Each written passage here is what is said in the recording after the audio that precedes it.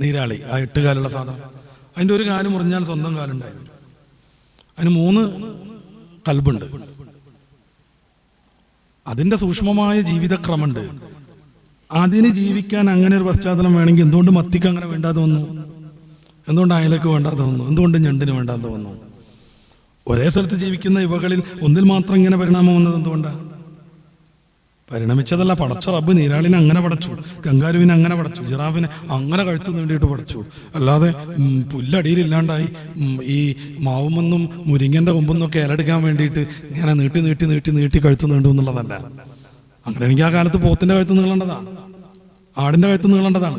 ഈ ജിറാഫുള്ള അടുത്ത് മാത്രം അടിയിൽ നിന്ന് പുല്ല് പോയോ? അവിടെ ഉണ്ടായിരുന്ന മുയലെന്ത് ചെയ്തു? പിന്നെ ഈ ജിറാഫ് ഇങ്ങനെ പൊട്ടിച്ചു കൊടുത്തോ? അല്ല. അപ്പൊ സൂക്ഷ്മമായ രീതിയിലുള്ള ഈ ജീവികൾ, നമ്മൾ പ്ലാസ്റ്റിക് ഇട്ടും നമ്മൾ അമിതമായ കെമിക്കലൊക്കെ ഉപയോഗപ്പെടുത്തിയിട്ടും ഒരു പുല്ല് വരുമ്പത്തിന് കഠിനമായ വിഷടിക്കല്ലേ അത് കരിയാൻ വേണ്ടിയിട്ട്? എന്തുകൊണ്ടാന്ന് പറിച്ചിട്ടുകൂടാ? കുനിഞ്ഞു നിൽക്കുന്നത് വളരെ നല്ല കാര്യമല്ലേ? അല്ലെങ്കിൽ അതൊന്ന് ചെത്തിയിട്ട് ചെറിയ കുഴി വെട്ടിയിട്ട് അതിൽ കൊണ്ട് അതിലേക്ക് ഇടുക, എന്നിട്ട് അത് മൂടുക, അപ്പുറത്ത് കുഴി വെട്ടുക, ആ ഭാഗത്തുള്ളതൊക്കെ ചെത്തിയിട്ട് അതിലിടുക. നല്ലത് വളമായി മാറും, പുല്ലിന്റെ പ്രശ്നം പോകും. നമ്മൾ കെമിക്കൽ മേടിക്കാൻ കിട്ടും, അത് കൊണ്ടുവരും, വെള്ളത്തിൽ കലക്കും, സ്പ്രേ ചെയ്യും, അതോടുകൂടെ പുല്ല് കരിയും. പുല്ല് മാത്രമല്ല, മണ്ണിനെയും കരിയും.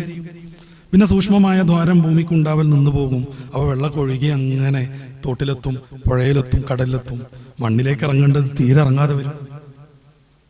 ഏറ്റവും ചുരുങ്ങിയത് വല്ലാതെയൊന്നും പ്രകൃതിയെ ദോഷം ചെയ്യാത്ത ചില സാധനങ്ങളൊക്കെ ഉണ്ട്. നമ്മുടെ ഈ വിനാഗിരിയും കല്ലുപ്പും പിന്നെ കുറച്ച് ഈ ലിക്വിഡ് സോപ്പും കലക്കിയിട്ട് അത് ഒരു 100 ഗ്രാമിന് 1 ലിറ്റർ പോലെ ഡയലൂട്ടാക്കിയിട്ട് അടിച്ചാൽ പുല്ല് കരിയുന്നതാണ്. ഇന്ന് കഠിനമായ കരാട്ടൊഴിച്ച പ്രശ്നം ഉണ്ടാവില്ല. പ്രകൃതിയെ നമ്മൾ നശിപ്പിക്കുന്നതനുസരിച്ച് പ്രകൃതിയിൽ നിന്ന് നമുക്ക് അതിൻ്റെതായ ശിക്ഷ കിട്ടിക്കൊണ്ടേയിരിക്കും. മണ്ണിൻ്റെ മൂല്യമില്ലാതെയാകും.